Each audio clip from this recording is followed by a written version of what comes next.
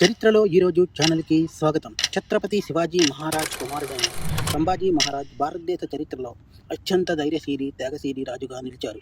ఆయన జీవితం సాహసం, పోరాటం, దేశభక్తితో నిండి ఉంది.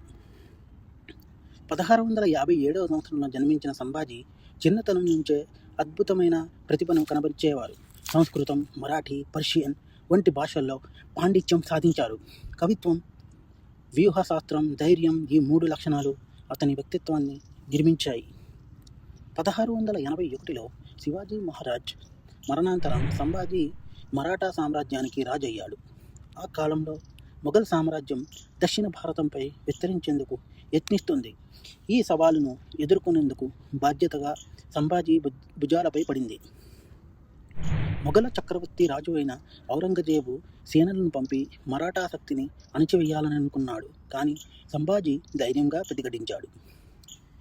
గెరిల్లా యుద్ధ పద్ధతుల్లో మొఘలులను కుదిపివేశాడు. అతను కేవలం రాజును మాత్రమే కాదు, మైదానంలో ముందుండే పోరాడే యోధుడు. దురదృష్టవశాత్తు కొందరి ద్రోహం వల్ల సంభాజీ మొఘలుల చేతికి చిక్కాడు. ఔరంగజేబు అతని తన మతంలోకి మారాలని బలవంతం చేశాడు. కానీ సంభాజీ స్పష్టంగా తిరస్కరించాడు. అత్యంత క్రూరమైన హింసకు గురైన సంభాజీ తన ధర్మం, స్వదేశ గౌరవాన్ని వదలలేదు. చివరికి 1689 డిసెంబర్ 28వ తేదీన ఆయన అమరుడు అయ్యాడు. ఆయన మరణం శరీరానికి మాత్రమే, ఆత్మకి కాదు. అతని త్యాగం మరాఠా సామ్రాజ్యానికి కొత్త ఊపిరిని వదిలింది.